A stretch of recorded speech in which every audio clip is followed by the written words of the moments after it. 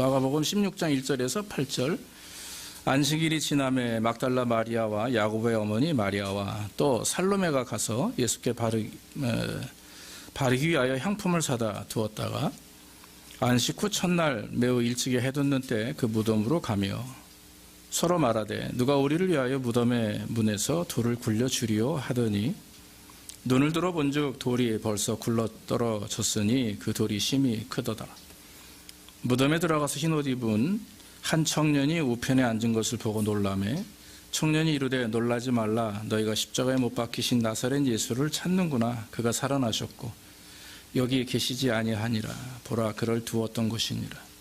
가서 그의 제자들과 베드로에게 이르기를 예수께서 너희보다 먼저 갈릴리로 가시나니 전에 너희에게 말씀하신 대로 너희가 거기서 배우리라 하라 하는지라. 여자들이 심히 놀라 떨며 나와 무덤에서 도망하고 무서워하여 아무에게 아무 말도 하지 못하더라. 아멘. 아멘.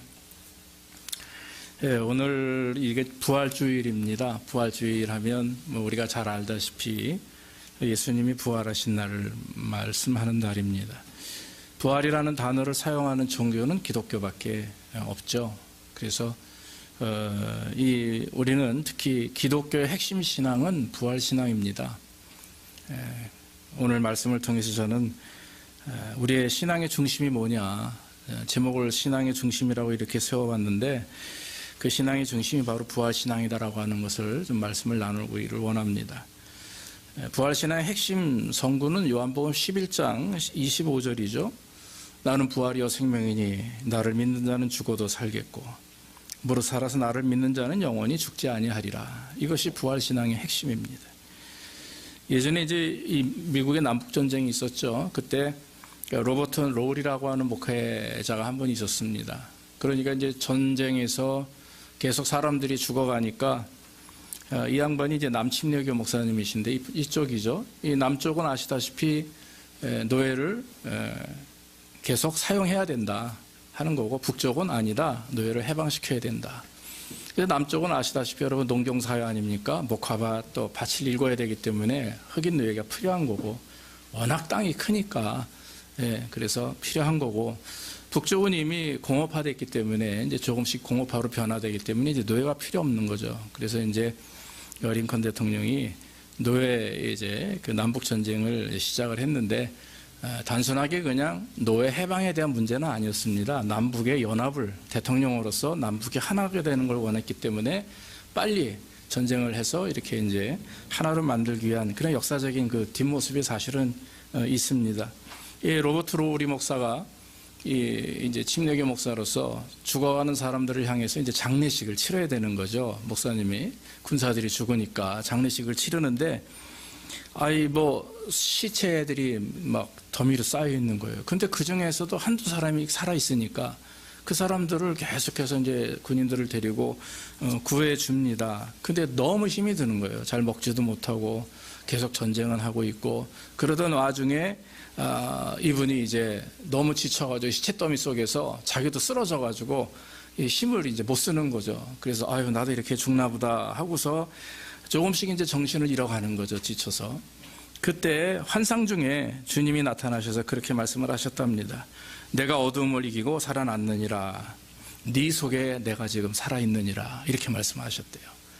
그 얘기를 환상 속에서 보는 순간 내가 왜 죽어? 내 안에 예수님이 살아계신데 라는 생각을 하니까 자기도 모르게 힘이 솟아나면서 일어나 앉아가지고 하나님을 향해서 묵상하면서 글과 찬양을 쓴 것이 우리가 옛날 성경 150장에 무덤에 머물러 이 부활 찬양이죠. 무덤에 머물러 그 찬양을 그 자리에서 작곡하고 작사했다 하는 실화가 있습니다. 여러분, 저와 여러분들이 모두 다 부활의 은혜를 즉 예수님을 체험하기를 주의 이름으로 축원합니다. 이 죽어가는 상황 속에서도 또 낙심되고 또 요즘처럼 팬데믹 때문에 굉장히 많이 이렇게 다운되어 있죠. 모든 것이 다 다운되어 있습니다.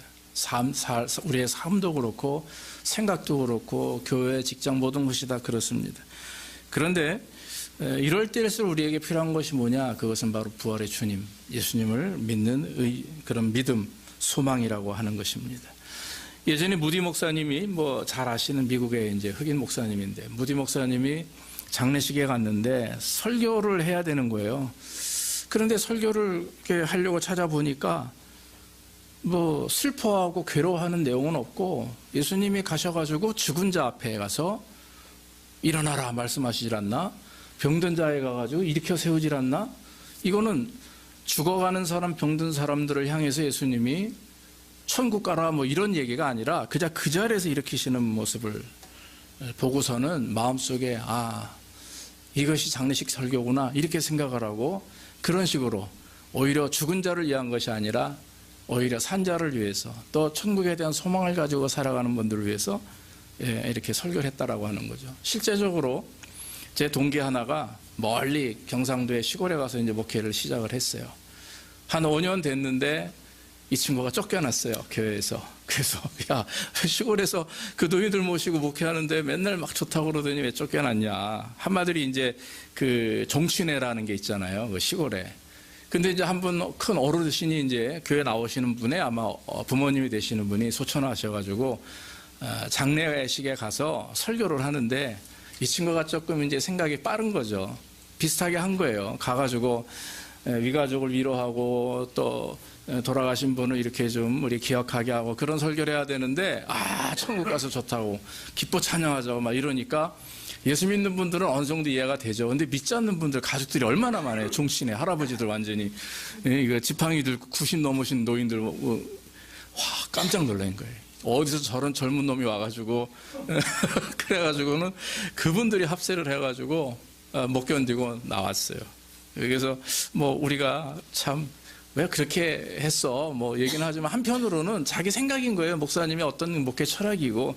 그래서 사실 그래요. 우리가 예수 믿지 않는 분들은 또 만약에 마찬가지입니다. 또 똑같아요. 소천하거나 죽게 되면 그에 따르는 이제 가족들에 대해서 우리가 생각을 해야 되겠지만 정말 예수 믿고 돌아가신 분들, 즉 예수 믿고 천국 가신 분들은 오히려 우리가 감사하는 마음으로 주님 앞에 영광 돌리고 그렇다고 여러분 뭐 장례식 가서 기쁘다고 뭐 박수치고 그럴 일은 아니죠. 그러나 마음은 예수 안에 있는 자들이 하나님의 영광을 위해서 믿음으로 서야 된다라고 하는 것입니다. 여러분 우리가 부활의 주님을 만나면 변화가 일어납니다. 신앙생활하면서 변화가 잘 안 되잖아요. 변화되기 쉽지 않습니다. 이유가 무엇인가? 저 자신도 늘 그것 때문에 고민합니다. 또 여러분들도 아마 고민하실 것입니다. 왜 변화가 되지 않을까? 그건 뭐냐면 마음속에 십자가에 죽으신 예수님, 우리를 구원하신 예수님만 생각하면 안 돼요. 바로 부활하심으로 인해서 우리에게 새 생명을 주시고 새로운 창조 역사를 걷게 하시는 주님을 체험하기를 주의 이름으로 축원합니다. 부활의 주님은 우리 마음속에 있는 염려와 근심을 몰아내시는 분입니다. 슬픔과 고통 속에 있는 저와 여러분들에게 치유와 회복을 주시는 분입니다. 낙심과 좌절 속에 있는 자들에게는 힘과 능력을 주는 거죠. 그래서 여러분 믿음을 가지면 신앙을 가지면 삶의 회복이 일어나요. 뭔가 새로운 능력을 경험하게 되는 것이죠. 그러므로 저와 여러분들이 정말 여기 계신 모든 분들은 예수 그리스도를 믿는 믿음 안에서 새로운 삶의 힘을 얻기를 간절히 원합니다. 구체적으로 부활신앙이 뭔지 성경은 말합니다. 제일 먼저 중요한 것은 지금도 예수님은 우리와 함께 한다라고 하는 거죠. 여러분 예수님은 모든 종교를 떠나서 현존해서 지금도 살아서 우리와 함께 한다라고 하는 개념의 종교는 없어요. 기독교를 제외한 모든 종교들, 그러니까 천주교와 기독교, 우리 개신교를 제외한 모든 종교들은 지금 하나님은 살아계시다, 예수님은 살아계시다. 이게 핵심이에요. 이게. 자, 그저 부처님이 살아계십니까? 마호멧이 살아있습니까? 뭐 다른 종교의 어떤 신의 신적 대상이 살아있다 얘기 표현은 안 합니다. 그러나 기독교만 우리가 살아있다 이렇게 얘기하죠. 그래서 부활신앙은 뭐냐면 하나님이 즉 예수 그리스도가 지금도 우리와 살아계셔서 우리 속에 함께 하신다라고 하는 것입니다. 그래서 여러분 예수님은 단순한 역사 속에 성경에 기록된 인물이 아니에요. 히스토리 안에 한 인물이 아니라 지금도 살아계셔서 저와 여러분들을 만나시고 이야기하시고 또 생각하게 하시고 좋은 길로 인도하시는 그런 인격적인 예수님이시라고 하는 거죠. 그래서 예수를 믿는다라고 하는 얘기는 성경을 통해서 예수님을 안다라고 하는 게 아니에요. 그럼 여러분 이순신 장군, 링컨 대통령, 지금 역대 대통령들 보면 이제 책에 나올 거 아닙니까? 그런데 우리가 링컨을 만나보지 못했잖아요. 워싱턴을 만나보지 못했지만 우리는 그 살아있는 모습을 봤죠. 오바마나 지금 대통령이나 또 아니면 한국의 대통령들 살아있을 때 만나봤지 않습니까? 사실 그러나 그 사람들은 죽었죠. 그러나 예수님은 역사에 그냥 살다가 죽은 인물이 아니라 지금도 우리의 눈에 형체로는 보이지 않지만 내 마음속에서 영적인 존재로 우리와 함께 하심으로 우리에게 힘을 주신다. 그래서 여러분 우리가 주님을 만나길 원합니다 라고 하면서 성경을 읽고 기도하고 이러면 만날 수 있는 기회를 얻게 되는 거죠. 그래서 여러분 신앙은 만남입니다. 신앙은 아는 게 아니에요.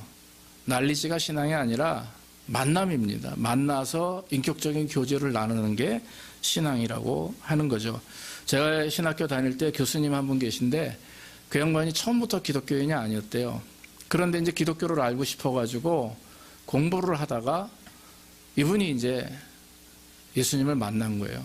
사실 저희 이모부도 한 분도 역사학 교수신데 한국에서는 유명한 교수였습니다. 근데 어릴 때 신앙이 있었지만 교회를 다녔지만 예수님을 만나지 못했어요. 근데 서양사를 전공하시는 분인데 서양사를 공부하다 보니까 기독교 역사를 모르면 서양사가 연결이 안 된다는 거예요. 그래가지고 이분이 서양사를 공부하면서 중세를 공부하니까 기독교가 빠지잖아요. 왜냐하면 중세 역사가 교회 역사가 많으니까 성경을 보니까 성경하고 연결이 되는 거예요, 실제적으로. 그래서 저도 그거 덕분에 역사를 전공하게 됐어요, 대학원에 가서. 그러면서 제 생각이 확 넓어지는 거예요. 그래서 강의도 하게 되고 그렇게 되었습니다.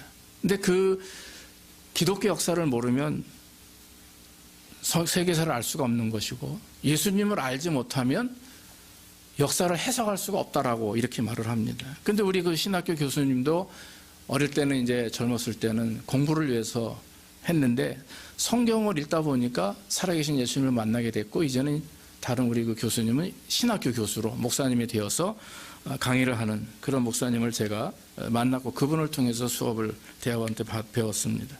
그래서 여러분 우리 예수님은 그냥 지나간 과거의 인물이 아닙니다. 현실 속에서 살아계신 분이고 그래서 우리가 예수님을 만나야 되는 거죠. 성경을 통해서 기도 가운데 주님을 만날 때 우리는 하나가 될 수가 있어요. 그걸 주님과 연합된 삶이라고 그래요. 그래서 요한복음 15장 7절로 8절에 너희가 내 안에 거하고 내 말이 너희 안에 거하면 무엇이든지 원하는 대로 구하라.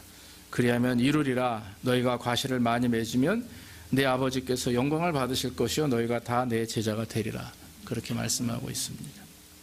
또 한 가지 뭐냐면 오늘 성경 말씀을 가만히 보면 부활신앙은 사악한 권세를 이겨내요. 그러니까 악한 자의 힘을 이겨낼 수가 있습니다. 영적인 것에는 사탄이 되는 것이고 삶을 통해서도 우리를 해하는 사람들이 있어요. 굉장히 우리에게 독을 또 끼치는 그런 무리들이 많이 있습니다.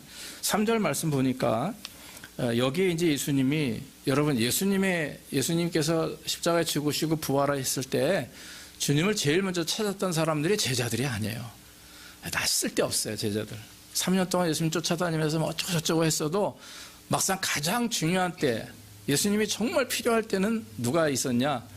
막달라 마리아와 예수님의 어머니 마리아와 살로메와 이런 분들이 있었어요. 여인들이 있었어요. 그런데 오늘 성경에 봐도 2절 3절 말씀에 1절에 안식일이 지남에 막달라 마리아와 야고보의 어머니 마리아 또 살로메가 가서 이렇게 나와 있죠.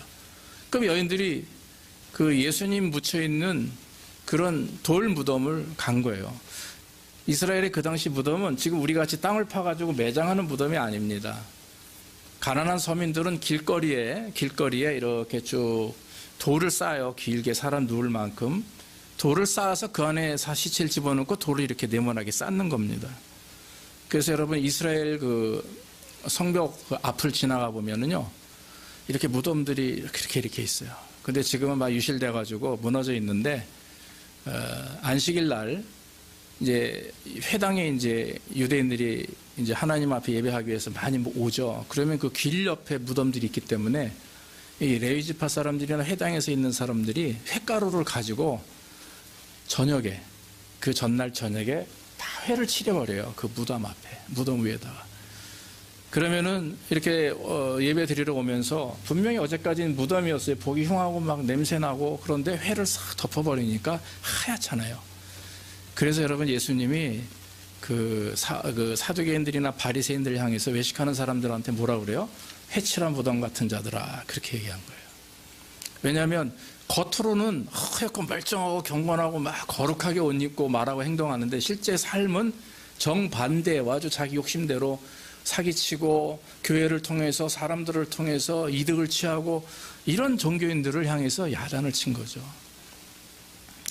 그런데 예수님의 무덤은 그렇게 길이 있지 않았어요. 다행히 아리마대 요셉이라고 하는 부자가, 그딴 부자들은 산에다가 동굴 안에, 그 산에 동굴을 파가지고 그 안에 무덤을 만든 거예요.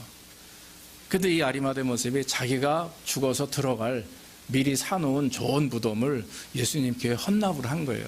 그래서 예수님 여기다 묻으십시오 해가지고 이제 거기다가 예수님을 안장한 거죠. 그래서 이 사람들이 예수님의 돌무덤을 쫓아간 겁니다, 여인들이. 그런데 가보니까 어때요? 돌무덤이 굴려져 있고 그 안에 비어 있어요. 근데 들어가 보니까 흰 옷 입은 남자 청년이 예수님이 누워있는 옆에 앉아가지고, 아, 예수께서는 지금 부활하셨다, 그렇게 말씀을 한 거죠. 천사였습니다. 여러분, 여기서 돌이라고 하는 것을 우리가 좀 영적인 그 해석은 뭐냐면, 우리 앞을 가로막은, 즉 예수님의 무덤을 가로막고 예수님의 부활을 막으려고 했던 권세들이었습니다. 첫째는 인간적인 그런 빌라도나 가이사의 권세였었어요.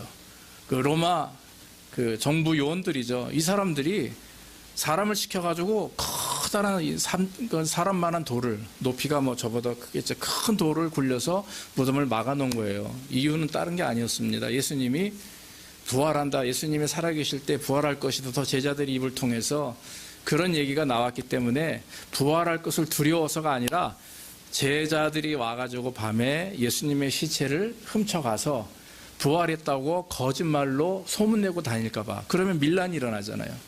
그러니까 이 빌라도가 가이사의 그 황제의 도장을 받아가지고 인을 친 거예요. 봉을 해놓은 겁니다, 이렇게. 그래서 만약 이 돌 무덤의 이 돌 입구를, 돌을 건드리는 자들은 죽을 것이다, 이렇게 명패를 해가지고 인을 쳐놓은 겁니다. 그런데 어때요? 그러고 나서 군사들을 여러 명 세워놨는데 다 도망가 버린 거예요. 왜냐하면 갑자기 스르륵 돌문이 열리니까 얼마나 놀라겠어요. 밤새도록 지키고 있던 자들은 다 도망가 버리고, 이 마리아와 이 여인들이 갔을 때 이미 그 안에 예수님은 안 계셨다라고 하는 거죠. 여러분, 마귀의 권세, 예수 그리스도를 향한, 또 우리 성도들을 향한 그런 사악한 권세나 이런 것들을 여러분, 우리 힘으로는 감당하기 어려워요. 그렇죠? 우리는 우리 힘으로 우리가 이겨낼 수 없어요. 그럼 우리가 무슨 힘을 통해서 이 세상에서 힘든 거, 어려운 일을 견뎌내며 우리를 핍박하고 나아가 우리를 어렵게 하는 자들 어떻게 우리가 물리칠 수 있을까? 내 힘으로, 내 지혜로 같이 맞서 싸우고, 천만에요. 그거는 기독교인의 모습이 아닙니다. 하나님께 기도하는 거죠. 그럼 하나님이 역사하실 것이고, 모든 전쟁도 하나님께 속한 것이고, 선한 자와 악한 자의 싸움도 하나님이 주관하실 것이고, 그렇기 때문에 여기서 돌무덤이 저절로 굴려져서요, 돌무덤이 열렸다라고 하는 것은 오직 하나님의 능력만이, 예수 그리스도의 능력만이 우리 안에 존재할 때 우리는 그런 것들을 이겨낼 수 있고 싸울 수 있다 하는 것입니다. 그러므로 여러분, 이 부활신앙은요, 인간의 힘, 권세, 무력으로 이겨낼 수가 없어요. 그래서 우리 안에 부활신앙을 갖게 되면 우리를 향한 권세, 무력, 그런 어떤 사악한 어떤 것들, 아무리 우리에게 다가와도 우리는 그걸 이겨낼 수 있는 힘을 나를 통해서가 아니라 바로 예수 그리스도를 통해서 얻게 되는 줄로 믿습니다. 마지막으로 한 가지 더 말씀드리면, 이 실패자들에게 이 새 힘을 주는 게 사실 부활신앙입니다. 여러분, 베드로와 제자들 지금 어떻습니까? 자, 예수님이 십자가에 죽으셨어요. 무덤에 들어갔습니다. 들어가서 계신 지 3일밖에 지나지 않는데 그 3일 동안 제자들은 거의 죽음의 시간이었었어요. 자, 자기가 쫓던 예수님이 어때요? 안 계십니다. 그러니까 어떻게 되겠습니까? 이제는 군사들이 누구를 찾냐면 그 무리들, 잔당들을 찾는 거예요. 예수님을 쫓았던 제자들과 성도들을 찾아다가 이제 잡아 죽이기 시작을 해요. 감옥에 가두기 시작을 합니다. 그러니까 이 사람들이, 제자들끼리 어느 집에 모여가지고 덜덜덜 떠들고 있는 거예요. 예수님을 3년 동안 따랐음에도 불구하고 막상 죽음의 어떤 자리에 몰리게 되니까 어떻습니까? 떨면서 두려워하면서 감당을 못하고 있는 상태였죠. 그때 예수님께서 나타나지 않습니까? 제자들이 모여있는 곳에 나타나셔가지고 얘들아 너에게 평강이 있을지어다 그렇게 얘기합니다. 근데 마침 그 자리에 도마가 없었어요. 본문에는 없는 얘기지만 도마가 없었어요. 그래서 도마가 의심 많은 사람으로 낙인이 찍힌 겁니다. 근데 여러분, 도마는 의심 많은 사람이다라고 하는 그런 부정적인 모습으로 해석하지 말고, 도마는 어떤 사람이냐면 내가 눈으로 봐야만 믿는 사람들 있죠. 그런 철저한 사람들. 그러니까 머리로 생각하고 1 더하기 1은 2야라는 것이 공식적으로 나와야 믿는 사람들이 있어요. 그러니까 대충 말 듣고 쉽게 믿어버리고 이런 게 아니라 자기가 규명해보고 판단해봐서 이해가 됐을 때 믿는 사람들이 있거든요. 사실 도마는 그런 사람이었대요. 그러니까 믿음이 없어가지고 나 예수님 못 믿겠어, 부활을 안 믿어가 아니라 내 손으로 못 박힌 손과 창에 찔린 옆구리를 만져보지 않으면 나는 안 믿겠다 이렇게 한 거예요. 그러니까 사실은 뭐 믿음이 없다고도 뭐 말은 하지만, 그러나 저희가 볼 때는 믿음이 없다라기보다 이 사람의 성격 자체가 아닌가. 오늘날 여러분 예수 믿는 성도들도 마찬가지예요. 그런 분들이 참 많아요. 근데 사실 그런 어떤 공식에 의해서 지적인 것으로 내가 판단될 때 믿음을 갖는 분들은 쉽게 믿는 게 쉽진 않죠. 그러나 신앙생활할 때 사실 어려운 부분이 사실 있긴 합니다만은, 그러나 여러분 AD 한 70년경에 제일 처음 인도로, 즉 이 이스라엘에서 먼 쪽인 인도에 가서 복음을 증거한 선교사, 1호 선교사가 누굽니까? 도마였었어요. 그래서 인도에 가보면 도마가 순교당한 교회가 아직도 있답니다, 북쪽에. 그래서 여러분 정말 오늘 성경 말씀 보면 이 도마도 실패자였어요. 사실 그렇게 보면 베드로 예수님을 3번이나 부인한 사람입니다. 주는 그리스도시요 살아계신 하나님의 아들입니다. 어디를 가든지 내가 주님을 쫓아갈 것입니다. 그러면서 뭐 말고의 귀도 자르고 별을 다한 다혈질에 아주 욱하는 성격이 강한 사람이었어요. 근데 어때요 이 사람이? 바로 성경 말씀에 예수님을 보면서 너무너무 자기 자신의 괴로움과 힘든 일을 알고서는 어디로 갑니까? 갈릴리 호수로 가가지고 옛날에 했던 고기를 다시 잡아요. 그 심정이 어떻겠어요? 평생에 모든 걸 버리고 주님을 쫓았는데 다시 가서 옛날 일을 해야 돼요. 형제들 데리고. 그때 예수님이 오셔서 부활의 몸을 입고 오신 예수님이 베드로야 이리 오너라. 그래서 네가 잡은 고기를 좀 먹자. 그래서 받아서 아침을 먹고 또 같이 제자들에게 아침을 차려주시고, 먹고 난 다음에 제자 베드로를 불러서 뭐라고 말씀합니까? 네가 나를 사랑하느냐? 3번이나 질문합니다. 자, 베드로는 3번 예수님을 모른다고 했기 때문에 그 3번의 상처가, 부인의 하던 상처가 아마 깊이 쌓였을 겁니다. 예수님이 그걸 아셨어요. 그러니까 거꾸로 예수님은 베드로에게 내가 나를 사랑하느냐 3번을 물어봅니다. 그때 베드로는 대답하자 내가 주님을 어떻게 사랑하는지 주님은 아십니다. 2가지 의미가 있어요. 부정적인 의미는 나는 주님을 부인했던 사람입니다. 하지만 저는 주님을 사랑합니다. 이런 거. 또 한 가지 의미는 정말 주님을 사랑합니다. 내가 힘들고 어려웠고 주님을 부인했지만 정말 저는 주님을 사랑합니다. 이렇게 고백한 거예요. 그때 예수님께서는 그래, 그 사랑을 가지고 내 양을 먹이고 내 양을 치라 이렇게 대답을 한 거죠. 자, 예수님께서는 그래서 베드로가 평생에 짊어지고 갈 그런 마음의 짐, 깊은 상처, 그거를 예수님께서 오셔서 치료해 주셨다라고 하는 것입니다. 그래서 여러분, 부활신앙은 지금 우리의 신앙 가운데 힘들고 어려운 거, 좌절하고 낙심하는 거, 깊은 상처 속에 있는 이런 부분들을 해결받기 위해서는 부활의 주님을 만나야 돼요. 그래서 예수님께서 그 당시 제자들을 어떻게 만나셨고 어떻게 치료하셨는지 우리도 그 모습을 보면서 주님 앞에 영광 돌리고, 정말 나의 연약함, 나의 부족함, 예수님께서 내게 은혜 주심을 믿고 내가 늘 감사함으로 나가야 됩니다. 결론적으로 말씀을 드립니다. 그래서 여러분, 부활신앙은 우리 신앙의 중심이 돼야 돼요. 그냥 단순하게 나 예수 믿습니다, 나 부활을 믿고 뭐 예수님의 죽으심을 믿고 내 이렇게 믿습니다라고 하는 신앙 고백 중요합니다. 그러나 말로 믿습니다로서 구원받는 게 아니에요. 마음으로 믿어 위에 이른다고 했어요. 말로도 시인하지만 더 중요한 것은 마음이 믿고 삶 속에서 그 예수님과 동행하며 살아갈 때 진정한 부활의 신앙을 체험하게 되는 것이고, 그러므로 말미암아 하나님께 영광을 돌리게 되는 것입니다. 아브라함이나 바울이 믿음으로 주님 앞에 아들 이삭을 바쳤던 것처럼, 바울이 평생을 주님 앞에 영광 돌렸던 것처럼, 바울은 32살에 예수님을 다메섹에서 만났어요. 그러고 나서는 67세에 죽었어요. 그러니까 35년 동안 그의 사역을 했었던 거죠. 실제적으로 사역한 시간 한 15년도 안 된답니다.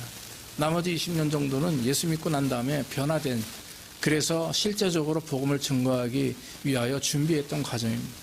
모세는 40년이라는 시간을 준비했고 바울도 20년 가까이를 준비를 했어요. 그건 뭡니까? 신앙적으로 하나님과 만나며 교제하면서 자기가 하나님의 종으로서의 삶을 살기 위한 준비를 했다라고 하는 거죠. 그러므로 여러분, 부활신앙은 저와 여러분들이 더 믿음을 주님께 영광 돌리고 또 주님과 만나면서 주님이 주시는 그런 참 은혜와 기쁨을 누릴 때 우리는 힘들고 어려운 걸 다 이겨낼 수 있고, 또 우리를 어렵게 하는 모든 사람들, 관계, 심지어는 영적인 모든 것까지도 이겨내게 될 줄로 믿습니다. 기도하겠습니다. 하나님 감사합니다. 오늘도 부족한 종 하나님의 말씀을 증거할 수 있도록 인도하시니 감사하고, 우리의 심령 속에 하나님의 영광을 드러내게 하옵소서. 예수님의 부활을 찬양합니다. 우리도 주님이 늘 우리와 함께 하시고 우리에게 힘과 권세를 주시고 또 세상의 어떤 힘으로도 주님의 부활을 막을 수 없음을 깨닫게 하셔서 우리의 신앙이 부활 신앙이 될 수 있도록, 우리의 신앙 중심이 예수 그리스도의 부활을 의지할 수 있도록 주께서 복을 더하여 주옵소서. 예수님의 이름으로 기도하옵나이다.